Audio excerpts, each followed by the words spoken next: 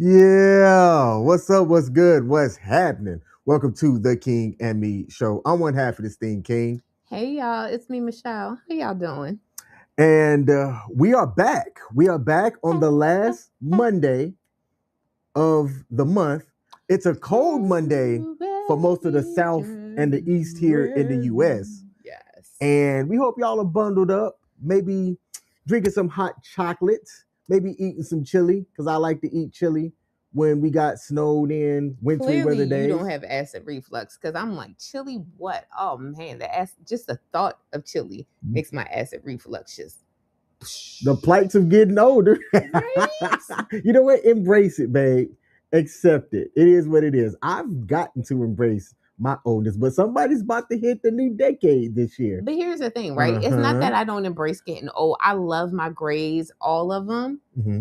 But heartburn, acid reflux Sucks, all don't it? day, every day, Yeah. just for existing. Y'all, I can't even have spicy food anymore. The whole reason I fought to get my gallbladder removed was so that I could have spicy food. Now the sucker's gone and I can't.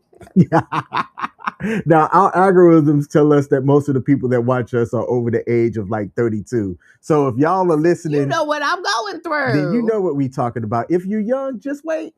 Just wait. That's what they used to say to me. Like, oh, you don't know no hip pain yet. Just you wait. I waited and I found out. FAFO, okay? WAFO, wait around and find out. No doubt. All right, y'all. Look, we are streaming on multiple platforms. We're also in a couple of partnerships. One, shout out to W.T.F Nation Radio, the voice of U.S. Army WTF moments. We appreciate y'all for allowing us to stream on your platform. Also, want to give a huge shout out to the homie Perry Productions, one of the best videographers, and you can include editor out there because he don't just film your stuff. He edits them as well. He captures your moments. So if you're looking for a dope videographer for your event and or weddings, because he does do them too, reach out to Perry Productions or perryproductionnet@gmail.com or Perry Productions over on Facebook. And he'll get you going. Yep. Now, did we miss anything? Creation Station. We are about to launch on Creation Station. No, we're launched. We are launched? We're launched. Things are official, baby. All things are good. So check out Creation Station. We are in partnership with them as well. They are a user-generated content-based platform that asked if we could put our stuff on there. And we are going to give them, because of how it's set up, they're going to get some exclusive stuff. So things that we may not have here are going to be over there. So shout out to Creation Station and go check them out. The link to the platform will be down in the description below. And I just also realized something that is messed up, but I got to fix. While I am the actual King Smith, we are live as the King M.E. So should I fire the producer? No, I think you should give the producer another try, one last time, because producer should have been producing. Okay. We'll give the producer one last time to get things right over here. One last try. And this is correct. Never mind, I'm not going to sing this song. I shouldn't sing any song, but I ain't going to sing that. You know what? That's all right, babe. Some people were given the gift of vocal abilities, and some people were not me. So I really have to stop being bitter about that. I stopped being bitter about singing a long time ago. I wished I could sing. Growing up, like some of the playboys, if you will, that could sing, they seem to always have the ladies. Either it was the sports people or the young men who could sing. And I couldn't sing, so I tried sports. And I was decent at that. I can't do that either, though. Like you don't have to be. So like, what's my gift? I can't sing. I can't play sports. You have a gift of empathy. It was shown earlier today. You saw something in somebody that they needed some words of encouragement, and you said one simple question, and it got them to release whatever it was that they needed to release. And I was able to witness that. So that is your gift. Aw, thank you, Love Bug. You're welcome. Don't get all mushy on me. I'm not. Don't get all mushy on me. Not right now. Today's episode of what we're going to be talking about today, if you are new to our platform, Michelle and I, we share our relationship as we've been together for a little bit over 3 years now. Oh, sounds so beautiful. We are at this moment not cohabitating, and we are not married. Now, why is that important? Why do we want to highlight that? Why do I want to highlight that? Anyway? Why you want to highlight that? I think that people should understand our dynamic so that they can understand the truth from how we're presenting it, right? Okay. So what we're doing is we're highlighting things around modern dating and relationships. Yes. Plain and simple. It's so funny that we're connected as we are with social media, our cell phones, different platforms, yet things still seem so far away between the sexes when it comes to how we want to handle relationships and things. So we're going to attempt to bring up 8 different things that are signs that either you or the other person that you're trying to have a relationship with just simply aren't ready for a committed long-term relationship, because that's what we're about here. We don't highlight, no, we do highlight drama, but it's not the basis for what our platform's about. We like to highlight certain things so that it's like, look, if you are seeing these things, do not pass go. Do not collect 200. They are obvious signs, and often people choose to ignore some of these things, or maybe they're just ignorant and don't know. So if you follow us, this is what our content's about. So let's get into the first sign here. Okay. One of the first signs that you or the other person are not ready for a long-term committed relationship. Sign number 1, benefits without responsibility.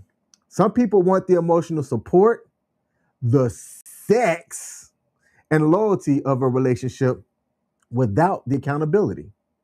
But so then they'll turn around and they'll say, I'm just moving real slow. And the reality is that if you are moving slowly, but with no direction, that's not patience. That's avoidance. You're just avoiding anything real ever happening. Okay, then, fair enough. Mm-hmm. But how long is slow before it becomes selfish? I think if a conversation needs to be had, somebody could. I told you this episode was going to bring up some stuff. Okay.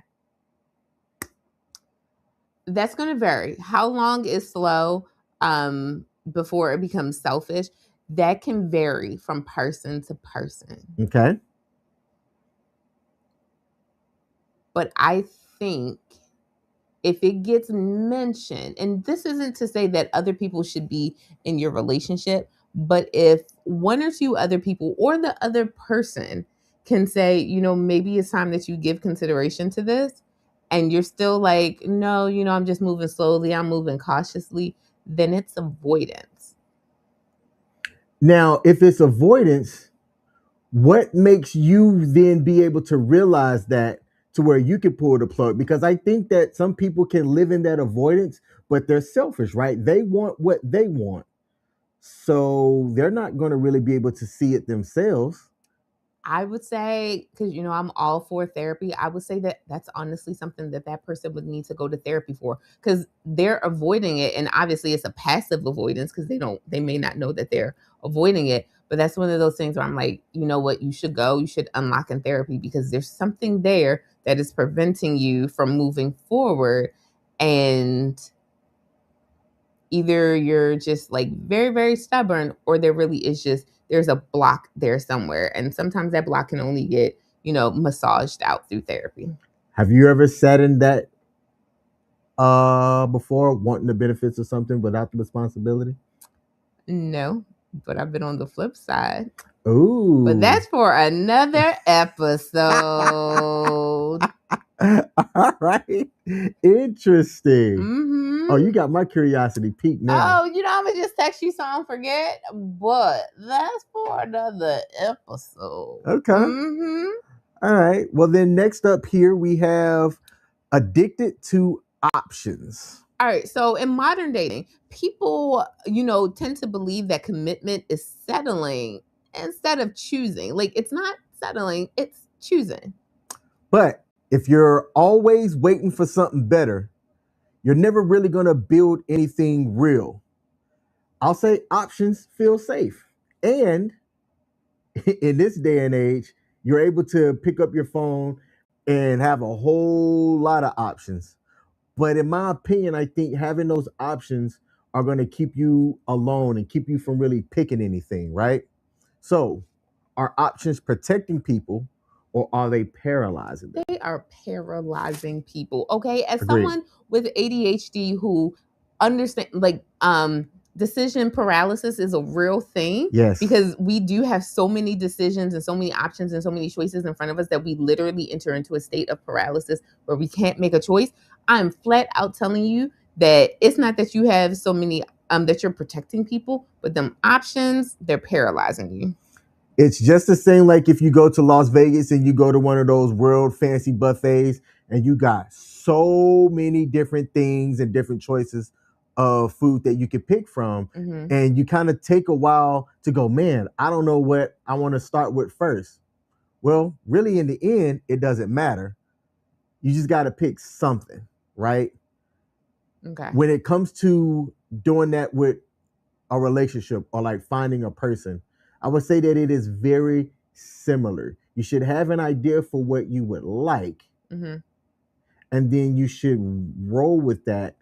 Take a look at the green flags, take a look at the red flags, and from there, make a decision. But always, like, don't just sit back and go, what's the term? Monkey branching, right? I'm gonna sit in here and wait on the next best thing to come along. And I'm gonna tell you what the streets are talking, and I'm gonna genderize this, and y'all gonna come for my neck, but I don't care. The streets are saying men are the ones that are typically loyal, and the ladies are the ones that are out here monkey branching because of hypergamy. I'm reporting what the streets are saying. What streets? These dating Are them streets. country road back streets? Like, what are you talking about? You can't tell me that that's not what you see. That is not what I see. That is the women out here being choosy and choicey and like, oh, I got options upon options upon options. No. There are an illusion of options because of the attention that ladies get inside of their DMs. I don't know. Maybe it's just me, maybe it's just my mind, but in my mind, I like to think that some women are ready to settle down, especially our target market audience. I think they're ready to settle down. They haven't met their Boaz. I would argue that it's a different issue that keeps women in my age group single. What's the different reason then? I would say women literally are sitting and waiting for their Boaz. And because they feel like, my man has to be like this, he needs to pay all of my bills. If you don't do that, then they pass on you. So it's not that they're passing because, I got the whole alphabet, A, B, C, D, E, F, G, and so on and so forth. And you're just letter L and there's still more after you. I don't think that's what it is. I think they have this ideal of a man in their head. And if the person in front of them doesn't live up to that ideal perfectly, then they pass. I think that the addicted to options thing is very similar to what happened to Christy and Desmond Scott. And how I'm going to relate that is this. They met when they were young, not necessarily from a big town area and things like that. Mm-hmm. Then they got out into the big old world. Now, if things were not going so great and they were back in their hometown, I think that it's a less likelihood that if they weren't this well-known social media couple, that Desmond wouldn't have stepped out. I was about to say, so isn't that the prime example of him having too many options and going with it? It is. Exactly, the guy. But it works. While it does work both ways, I think it's a higher probability of ladies always wanting to take a look at what that next best option is due to hypergamy than it is for guys. I think that's a cop-out. Huh. Okay. Okay. Uh-huh. Uh-huh. Moving on. All right. Conflict. Okay. People that don't have the ability to conflict repair. If someone disappears every single time there's conflict, they're not being peaceful, they're unavailable. Look, y'all, needing space is totally fine after a moment of conflict completely, but refusing to actually repair leaves the other person emotionally stranded. So, for example, because like there'll be times that I'm driving on the highway and stuff like that, and I'll see abandoned cars, and then like I may come back and may still see that car. You are refusing to put any type of effort into repairing that car, finding out what's going on with that car. And because of that, that car is literally stranded and abandoned there. And that's what some people are doing in relationships when they just, oh, we fighting? Oh, okay, I'm gonna step back. I'm gonna just back out. I'm gonna leave this. No. Okay, I think that there should be a healthy way of doing it, and there's definitely a unhealthy way of doing it. I have a clear personal example of an unhealthy way, but can you share with us then what's a healthy way of getting healthy space? So I think that this is something that when you're entering a relationship, you should outline what you need in case of a conflict. When you enter into a relationship, conflict is inevitable. It's not a if it happens, it's more of a when. And then when you get to that when, you mean to tell me we've never had a moment where we've disagreed in the 3 years that we've been together? No, we've definitely had conflict, but I'm sitting here thinking about, man, if this was the old me, I would have been like, yeah, I don't want this. Anyway, pish tosh. But no, You asked why I was making that face. so conflict is inevitable. And I think the way that you do it is you outline, you set those parameters of what a disagreement should look like beforehand. You make sure that there is no name calling and stuff like that. Like you kind of outline what it should be. And then you also say, the reality is, I think I'm going to need a little bit of space to cool down before we get into it. And your partner should be able to respect that. So if you're saying, okay, we had this disagreement at 12 noon. I just need like 30 minutes to an hour. I need to be able to walk, take a lap, and then come back and regroup before we have this conversation. Then that's fine. And I would like, if that were the case, I would say the other person should add, but we should not leave the space. So like um we shouldn't drive away angry. We shouldn't go to sleep angry. Set some type of boundary with that. And I have a reason because I do go doom and gloom sometimes. So I have a reason for that. I'm like, you shouldn't drive off when you're angry at someone else because, you never know if that could be like the last thing you say to that person. So, like, take some space, do a lap around, like walk around the block or something like that, and then come back.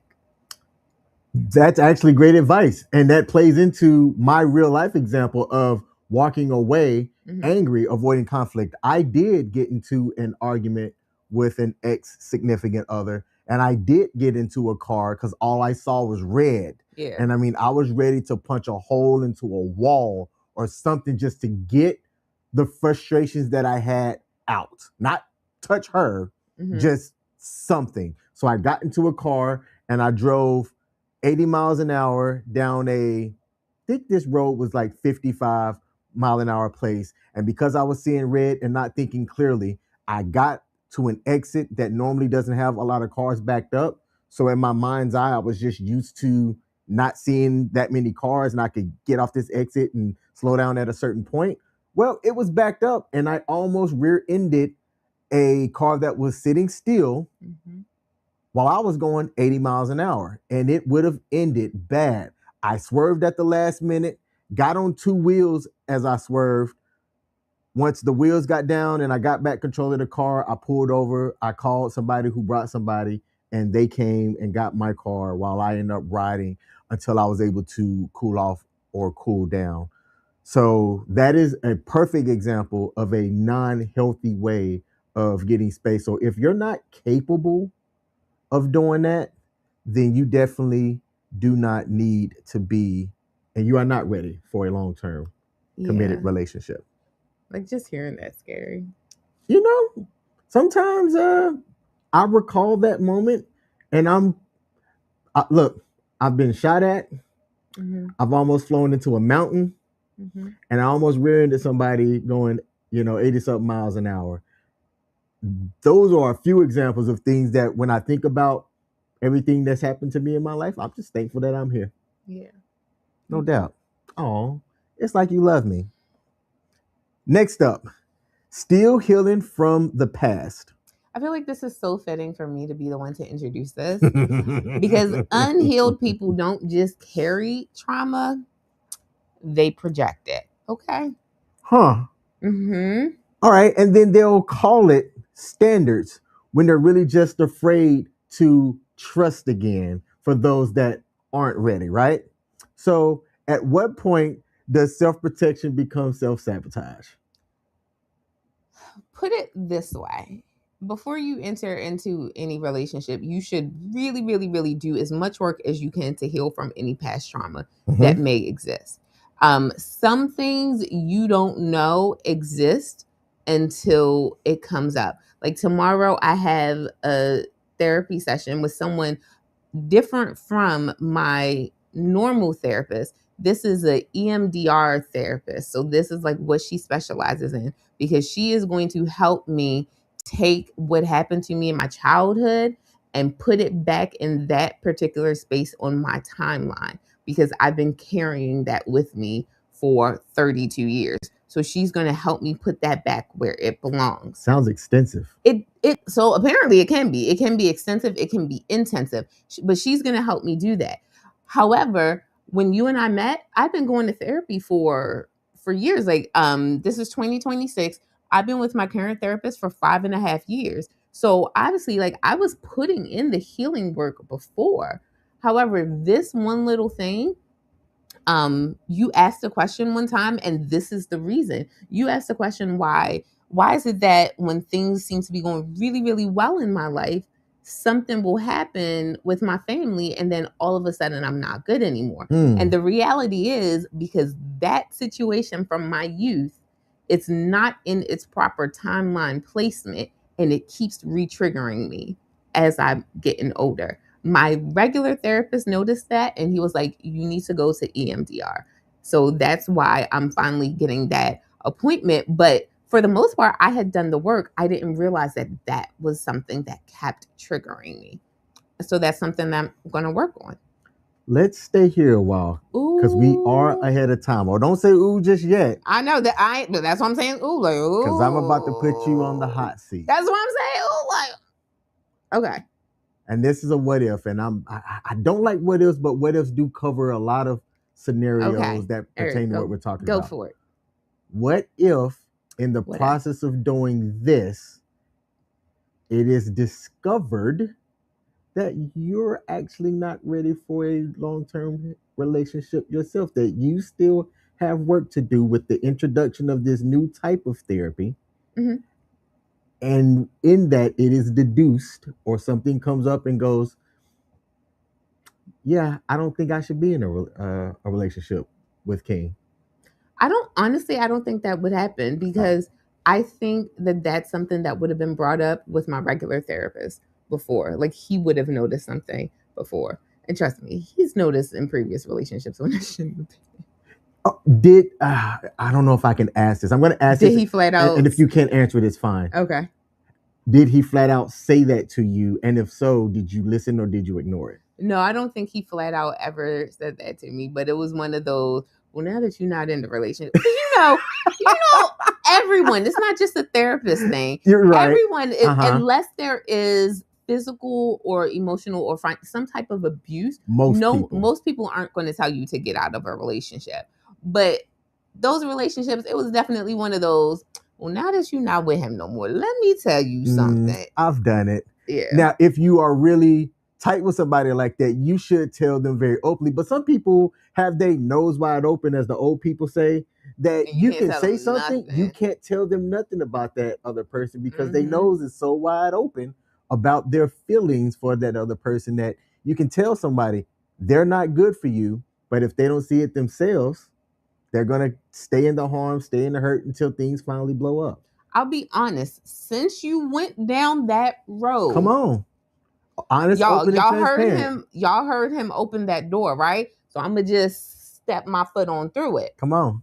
The only thing people have ever said about you that is even remotely negative is that they don't understand why you haven't married me yet.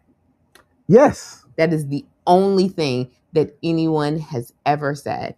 And it even from like, I don't think my therapist has said that, but from everyone else, the only perspective that they give is they don't see why that hasn't happened. Let's stay, because we are good on time. Let's stay here. Is that unhealthy? That you haven't? Yes.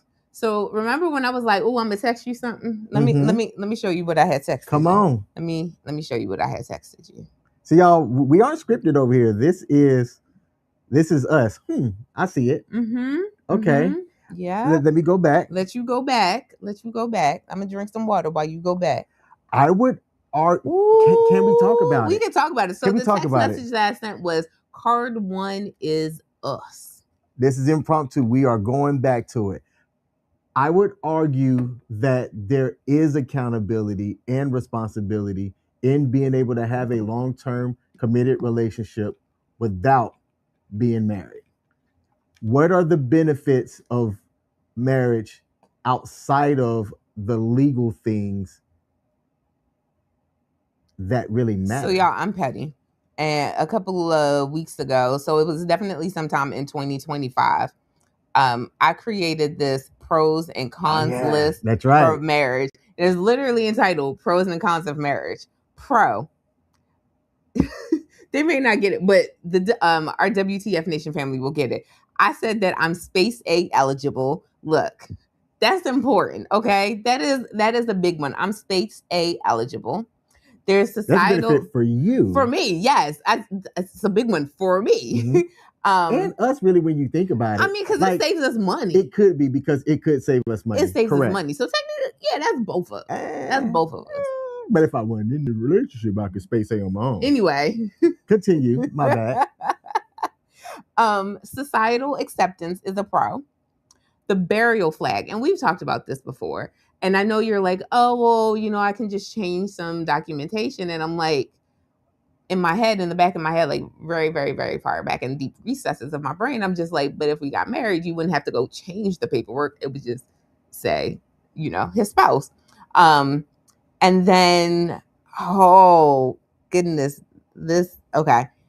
Mm-hmm. Winning Smith team. So it's a phrase that King and his daughter have, which King, after 3 years, explained to me the thought process behind the Smith family is winners. Where the origin came from. And the history and how it came from a television show. But I flat out told him that, when I hear it, when we're in the midst of a game and I'm the only one there who's not a Smith, it makes me feel like I'm out, like I'm an outsider, and like I don't fit in, and like you're inherently saying that I'm going to lose because I'm not a Smith. Like, I'm not a competitive person at all. So it's not one of those, oh, I hear that and I'm going to step up my competition game. Like that's not me. So I would be a part of Team Winning Smith if I had that last name. And it's, to an extent, it is weird being in a group chat that has a title that I gave it, and I'm the only one who doesn't have the Smith last name, but that's neither here nor there. And then the last one said that the person who put us together, it would make her happy. Because every time King calls her, the first thing she said is, yes, I'm available to come to the wedding of you and Michelle, or, are you calling to invite me to the wedding? When's the wedding date? That type of thing. And I mean, we know she's joking, but it would make her happy. So I figured that was a pro and it should go on the list. So that is 5 items on the pro list in comparison to his 2 items on the con list. And the 2 items are legality and formality. And this is a big one. People tend to change. So I can give him that. People tend to change. I can definitely give him that. But that's 2 in comparison to my 5. Now, you wrote or you texted card number 1 is us. Card number 1 is us. Let me ask you this. And this is where I think I can hit you with extreme logic, and you're going to be like, huh, do I treat you well regardless of what the title is? Yeah, 100%. No one could ever argue that you don't. In fact, someone saw one of our clips from our episode last week and made the comment, this is like something along the lines of, this is the most authentic I've ever seen Michelle be. because you treat me so well that you just bring out the natural me that has always been there, always ready to come out. So no one could ever argue that you do not treat me well. So I would say that from a lens, you are getting benefits, and there's the responsibility that comes along with it as well, with what I am choosing to do and how we both choose to show up in this relationship each and every day. I'm not going to disagree with that at all. No disagreement, no argument from me. Okay. Interesting. Muy interesting. Next point here. No clarity on values. If someone can't tell you where they stand on marriage, kids, or the future, that's an answer. Look, y'all. Being ambidextrous is great. Being able to write with both hands, it's a whole skill, it's a whole talent. But ambiguity is not neutral. It is quietly, it quietly gives, I'm wasting time. Okay.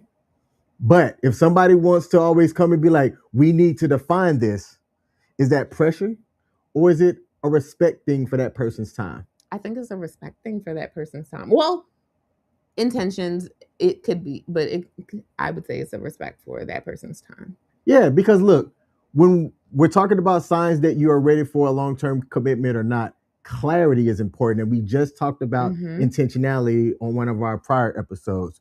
Go over and check it out. It might be up in the card up here that pops up on Facebook.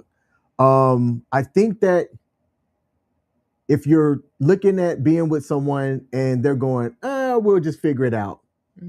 That's not the type of clarity that you would need going forward to be comfortable and secure about that long-term prospect with that person. And if you're the one that's doing, just kind of flying by the seat of my pants on this one, I would ask you why.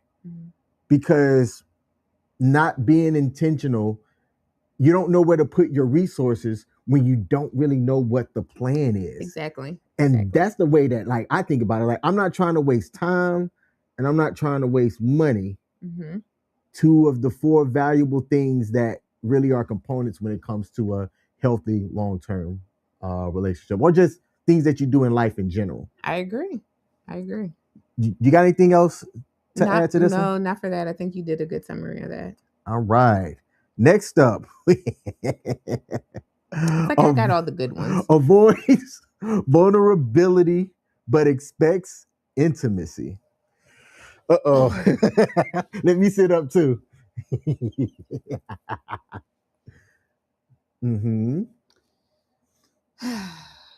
Y'all, you cannot build intimacy with someone who refuses to be emotionally seen. Point blank, period. If they're not willing to express their emotions, if they're not willing to let their guard down and give some level of vulnerability, you cannot build intimacy with them. Because understand, intimacy is not just sex, okay? Intimacy is a deep connection that occurs between two people. And you cannot do that if there's not a level of vulnerability that exists.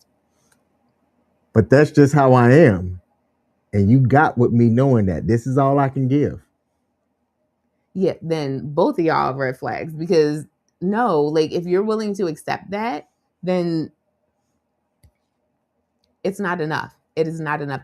You will always thirst for that. I saw a reel on Instagram where this woman was hungry, or portraying to be hungry and locked alone in a little space, and someone opened the door and gave her a plate full of breadcrumbs. And because she was hungry, she ate the breadcrumbs, and she was very, very happy with it. And then they redid the scene, and the only thing that they changed is the woman was now sitting on a bed and she was eating a full sandwich. So when someone tried to come along and offer her the breadcrumbs, she was like, no, I'm good, that's not satisfying for me because I have this this sandwich. And it stood out to me because the whole message behind it was, when you are emotionally full, then you know not to accept scraps. So I say this, like, if you are, I like that. If you are able to be vulnerable with your partner, then they are able to get full and, to receive that. And if they stay with you when you flat out tell them that you cannot be emotionally vulnerable, then you are giving them something. You're giving them some level of breadcrumbs or bread edges that they never had before. And it seems to be nutritious to them. But the reality is it's not enough. Like, no one can sustain off of that. Okay, let's stay here for a minute. Mm-hmm. That, for me and most men, are difficult. And fellas, y'all know what I'm talking about. What's often said in these streets, these proverbial streets, These is that Alabamian streets. is that the moment that we're vulnerable, then when things get tough, that's when the significant other that we're with use that vulnerability and spit it back in our faces. We show up, we give y'all that vulnerability, or we have that moment of weakness, and then when you are mad, or when conflict does arise, Mm-hmm.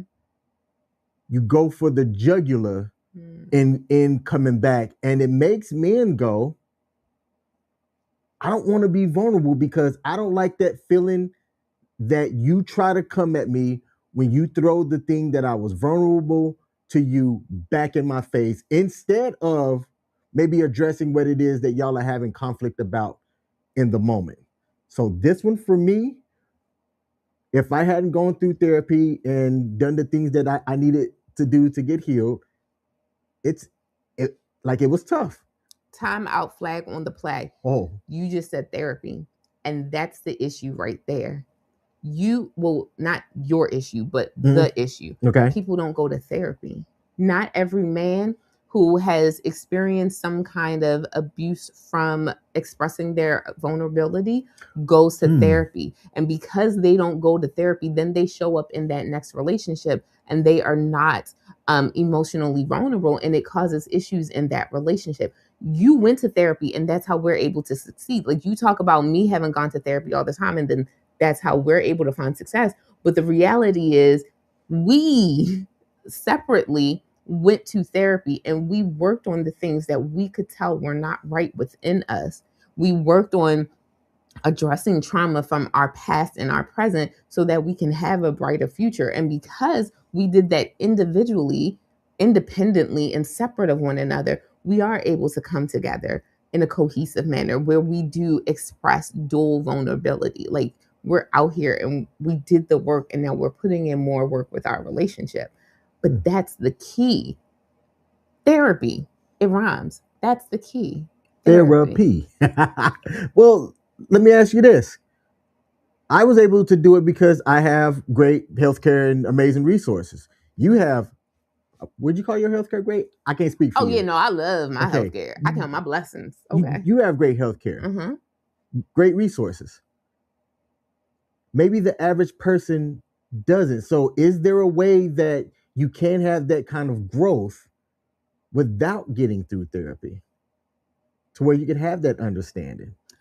I'm going to say, if you feel that your current resources are prohibiting you from tapping into therapy, we have several options, right? Okay. There are local places that offer free things, or there are even therapists who have a sliding scale for payment. Those are things that you can tap into, because while I have good insurance now, I didn't always. There was a time where I didn't have good insurance and I still had to find a way to get some level of therapy and to get some level of help. There are places that offer sliding scale benefits. So if you just do like a Google search, there are places that in your local area, in your local state, can offer that. Or there are places that may offer it nationally and they can do a virtual option to be able to take you in. But if you don't have, it's because you don't ask. Closed mouths don't get fed. There are options out there. And then, especially because this does stream to a military population, In Maryland, in Frederick County, there are options for group therapy sessions that are free for veterans and for active duty members. You just got to ask. Like, you can't sit here, not say anything, and expect someone to know that you're hungry. But if I say something, I might lose my job. I might lose my clearance. I'm military with a top secret. Now, that's something you would have to answer. I've never experienced that. You would have to give the example for, like, I see that's, role play, but I don't know the response for that. But there are some things that you can do in an anonymous manner. And then if you do have insurance, but you don't want to, you don't have like the money for a copay, you can do EAP, so Employee Assistance Program. And most employee assistance programs offer 6 free therapy sessions. Now, 6 isn't enough to heal anything, but it's definitely enough to get some strategies going that you can use later on in life. Like, again, don't sit here and complain about something if you haven't tried to find a solution. And I will say this, and I'm saying this very, very, very cautiously, very cautiously. There have been people who have used AI to not diagnose anything. I am never saying you should use AI to diagnose anything, but people have used AI as a source to kind of work out some things. Because AI, they have now changed their parameters. They're not going to diagnose you with anything. They're not going to give you any real therapeutic advice or anything like that. But they can give you life coach resemblance of goals to help you do some goal setting and some planning to be able to identify some things within yourself so that you can make better choices. So if you have nothing else, you do have AI that can give you basically life coach equivalent of support. So don't tell me there's nothing. Look, that's what we do here at the King M.E show. We don't just highlight things, we attempt to offer some resources and things that you can look at. Yep. Sign number 7, chronic chaos with no growth plan. Because let me tell y'all, long-term relationships don't just stabilize chaos. If you think that that's how it is, you're wrong. It will amplify it. Growth, nothing requires perfection, okay? It does require effort. I always say progress over perfection, and I still stand by that. I want to see that progress. I want to see that effort taking place. I would rather you do that than just stay in a stuck and broken place. Some people, they live in a chaotic manner that when they get to peace, they don't know what to do with that. What advice would you have for that person that has gotten out of a chaotic situation and has finally seen peace that they could use to allow them to be able to live in that peace so that they're not feeling like, oh, this is boring, I'm out? I want you to clip this so I can play it back for me later, because I'm talking to myself as I answer that question. You've got the floor. Once you have found peace, you have to continue to pursue that at all costs, leaving behind anything that does not contribute to your peace, leaving behind that traumatic situation. And the reason why I said clip this and let me replay it later is because I know the people in my family who trigger me, who send me down a path that is completely devastating and not good for my life. And I promise you on everything, the moment that I have put that traumatic situation from my childhood back in this place where it belongs, the moment I find the peace that surpasses all understanding that my Heavenly Father promised me, I have to walk away from those family members. And it's not because I don't love them, because, a part of me will always love them forever and ever and ever. Amen. But my peace is more important than anything. Look, producer, editor, zoom in on me. If my own flesh and blood child disturbed my peace, I would cut her in a heartbeat. And cut her loose. Sorry, cut her loose, not literally cut her. Thank you. I would cut her loose in a heartbeat and not look back. I might think twice about it on some occasions, because sometimes you look at certain people and you remember them for what they were, and not necessarily what they are now. And that's another bar right there. When somebody is telling you who they are, believe them. Who said that? Maya Angelou? Somebody said that. I don't remember the poet or whoever that is attributed to. I feel like it was Maya Angelou. Or scholar or whoever it was. Correct us, because I know it was said. I know it's a legit quote. But yeah, when someone shows you their true self, maybe it was Oprah, because that's gonna bother me. I gotta find it myself. I'm sorry. While you look that up, I'm gonna put us back in the hot seat. This is putting us back in the hot seat. When we first got together, what did I tell you about my views on marriage? Oh, it is Maya. Okay. It is Maya. Thank you. Your comment was, I'm never getting married again. Okay. And you are in a relationship with somebody who has stated that. And then changed his mind. And then changed my mind. Agreed. And then excuse me, have reiterated my clarity and viewpoint on that. Actually, no. Okay. My clarity is this. I don't see myself getting married again. I don't see it. To which one could argue, you also didn't see yourself getting in a relationship.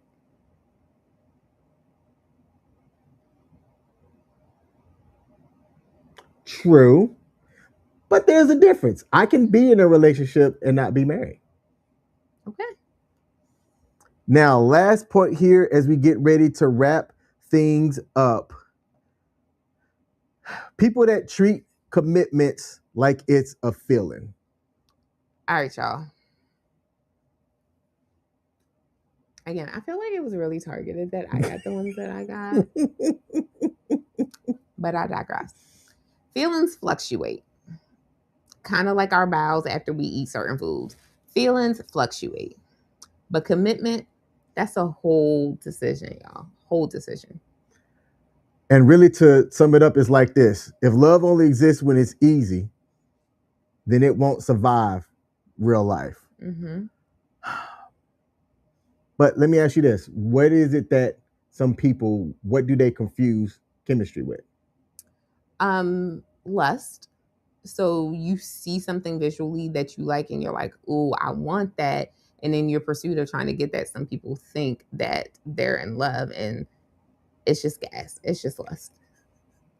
So they're committed to that lust and not necessarily that person. Because as soon as the body, in that situation, as soon as the body changes, their feelings change. You're out. Their feelings change. That's right. Or if you're attracted to the power that someone holds, and the moment that power is weakened or diminished for any reason, you see some people leave.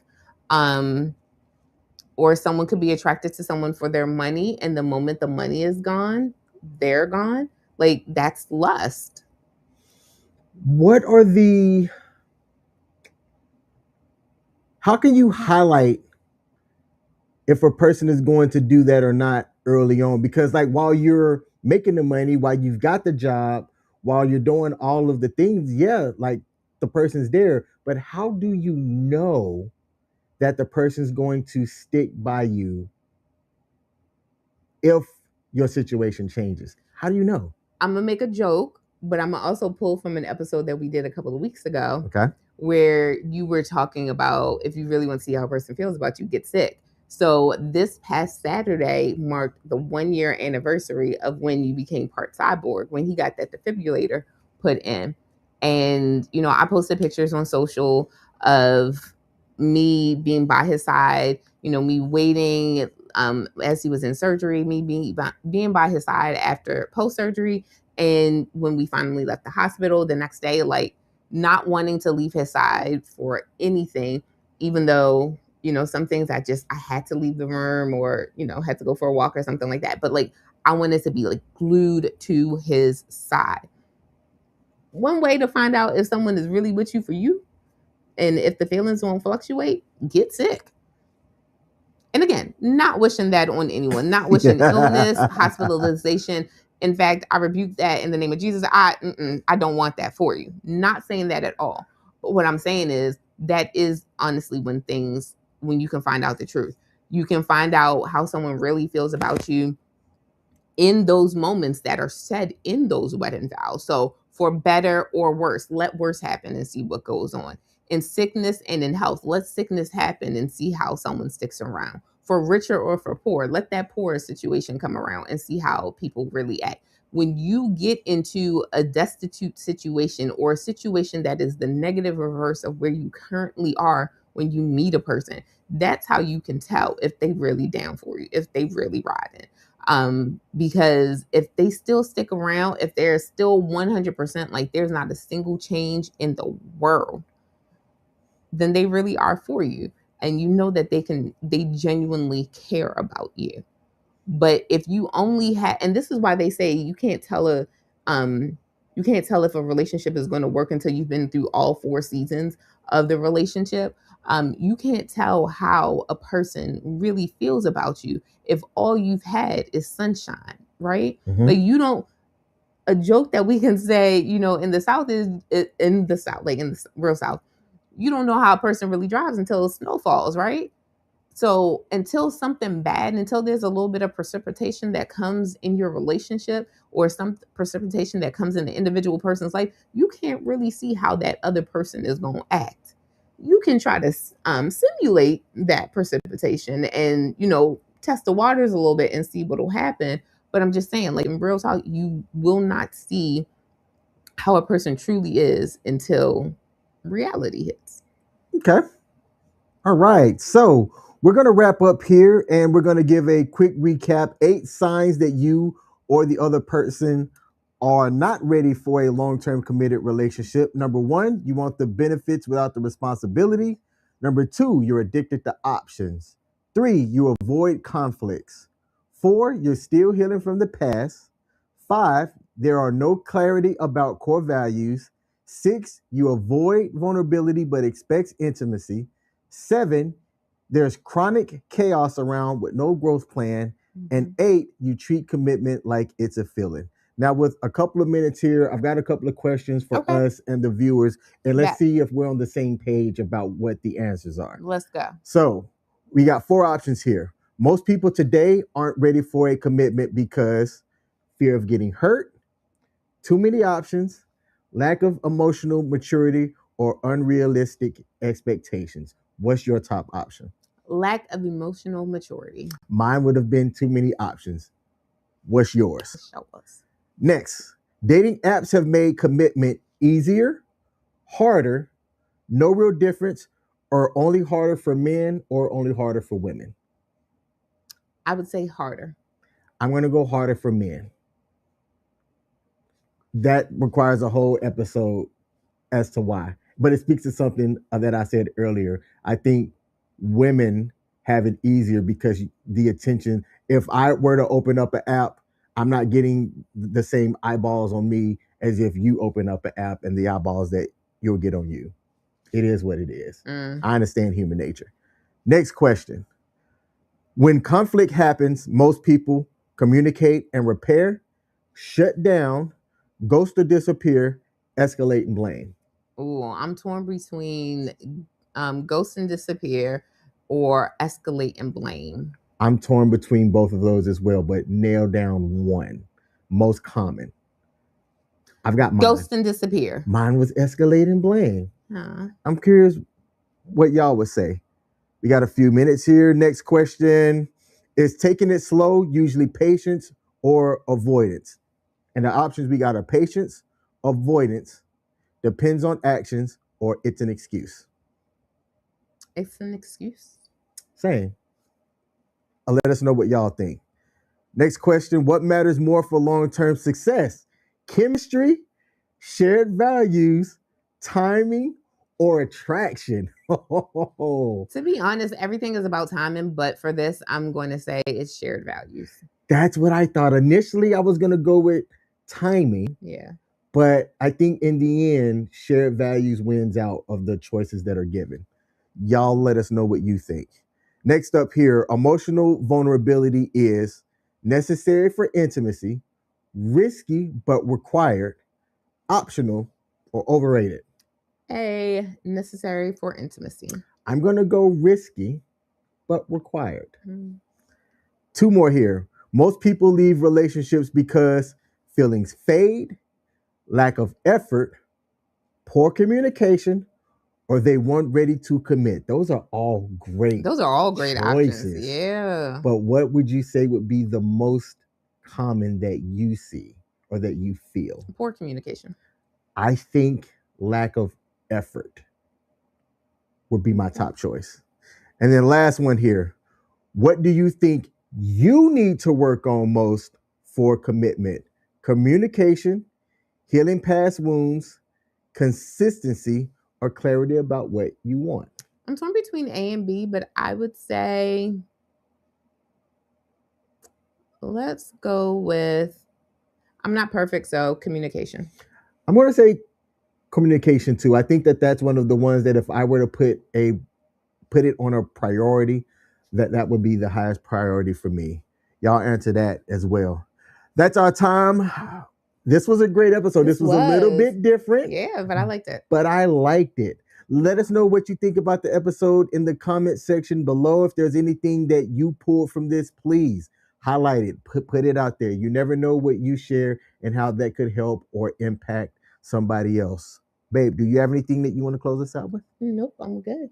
All right. Well, this has been a fantastic episode of the King and Me Show. I hope y'all stay warm out there if you are hit by this snowpocalypse that's about to happen. We'll see y'all next Monday. See ya. Peace. Love you, babe. Love you.